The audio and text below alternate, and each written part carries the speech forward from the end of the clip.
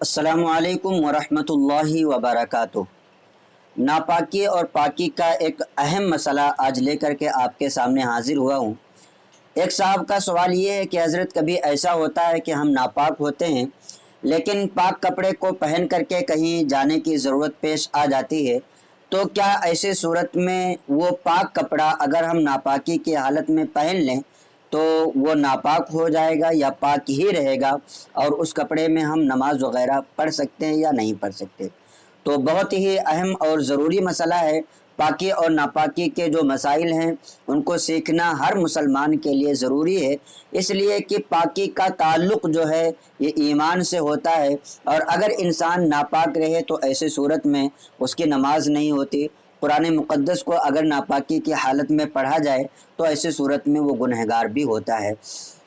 तो अगर कोई शख्स ऐसा है कि कभी ऐसा पेश आता है कि रात में सोते हुए एहतलाम हो जाए, या ऐसे ही बीवी से हमबिस्तरी किया वक्त नहीं मिला और सुबह कहीं पर जाने की ज़रूरत पेश आ गई और उसके पास पाक कपड़ा मौजूद है, तो पाक कपड़ा अगर पहन लिया तो ऐसे सूरत में वो कपड़ा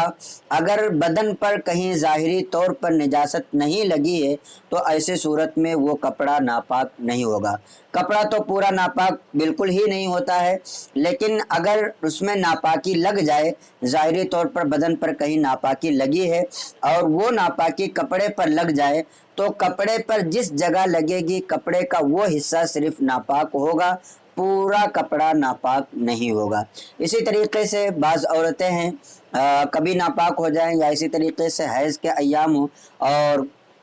हैज़ की हालत में खून वगैरह जो निकलते हैं तो वो खून जो है उनके कपड़े पर लगते हैं, तो पूरा कपड़ा ऐसे सूरत में नापाक नहीं होता है, बल्कि जितने हिस्से पर वो निजासत लगे, निजासत गलीज़ा, वो उतना हिस्सा नापाक होगा। निजासत गलीज़ा का हुक्म आपको बताया जा चुका है कि अगर 1 दिरहम की मिक़दार से ज़्यादा हो तो ऐसी सूरत में उस निजासत का धोना फ़र्ज़ है, और अगर 1 दिरहम की मिक़दार के बराबर हो तो उस निजासत का धोना वाजिब है कि बग़ैर धोए कोई शख्स नमाज पढ़ेगा तो नमाज मकरूह तहरीमी वाजिबुल इआदा होगी, और 1 दिरहम से कम है तो ऐसे निजासत का धोना सुन्नत है, बेहतर है कि धो लिया जाए, लेकिन अगर नहीं धोया और नमाज पढ़ ली तो नमाज हो जाएगी।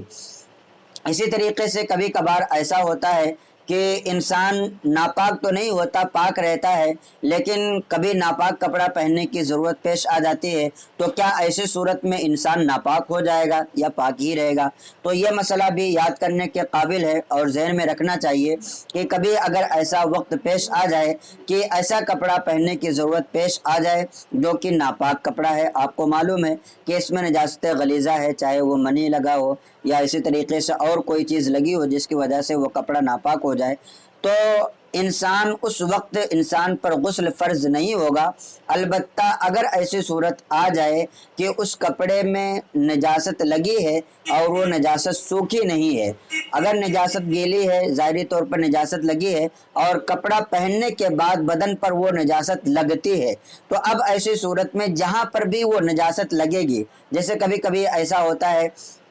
कि लुंगी उठा करके रखा और फिर उसको पहन लिया, या नहाने के बाद फिर से पहनने की ज़रूरत पेश आ गई, तो अब ऐसी सूरत में उस पर गुस्ल पूरा फ़र्ज़ नहीं होगा। अलबत्ता जहाँ पर निजासत लगी है और वो निजासत जिस जगह पर लगेगी बदन का वो उतना हिस्सा नापाक होगा। अब उसमें भी वही देखा जाएगा कि दिरहम की मिक़दार से ज़्यादा है या दिरहम की मिक़दार के बराबर है या दिरहम की मिक़दार से कम है। तो तीनों सूरतें आपको बताई गई। अगर बराबर है तो ऐसी सूरत में धोना वाजिब है, दिरहम की मिक़दार से ज़्यादा है तो धोना फ़र्ज़ है, दिरहम की मिक़दार से कम है तो धोना सुन्नत है। तो लिहाजा हासिल कलाम ये है, ख़ुलासा ये है कि अगर कोई इंसान नापाक है और वो पाक कपड़ा पहन ले तो वो कपड़ा नापाक नहीं होगा। इसी तरीके से अगर कोई कपड़ा पाक है और नापाक इंसान पहन ले तो वो कपड़ा नापाक नहीं होगा। अलबत्ता अगर ज़ाहिरी तौर पर कोई निजासत लग जाए तो ऐसे सूरत में वही देखा जाएगा कि धोना फ़र्ज़ हुआ कि वाजिब हुआ कि सुन्नत हुआ, उसी के एतबार से उस कपड़े को या बदन के उस हिस्से को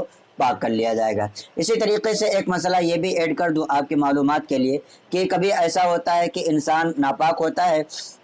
और पाक कपड़ा पहन ले तो पसीना वगैरह छूटते हैं, तो बहुत सारे लोगों का मानना ये होता है कि पसीना अगर छूट करके कपड़े पर लगे तो ऐसी सूरत में कपड़ा नापाक हो जाएगा। ایسا بالکل نہیں ہے، کپڑا ناپاک نہیں ہوتا ہے۔ تو امید کرتا ہوں کہ آپ کو یہ مسائل اچھے لگے ہوں گے۔ آپ سے درخواست ہے کہ اس کلپ کو زیادہ سے زیادہ اپنے دوستوں احباب کو بھی شیئر کریں تاکہ انہیں بھی دینی معلومات حاصل ہو اور ہمارے چینل سے جڑے رہیں۔ انشاءاللہ تبارک و تعالی اسی طریقے سے معلومات آپ کو دی جاتی رہیں گی۔ السلام علیکم ورحمۃ اللہ وبرکاتہ۔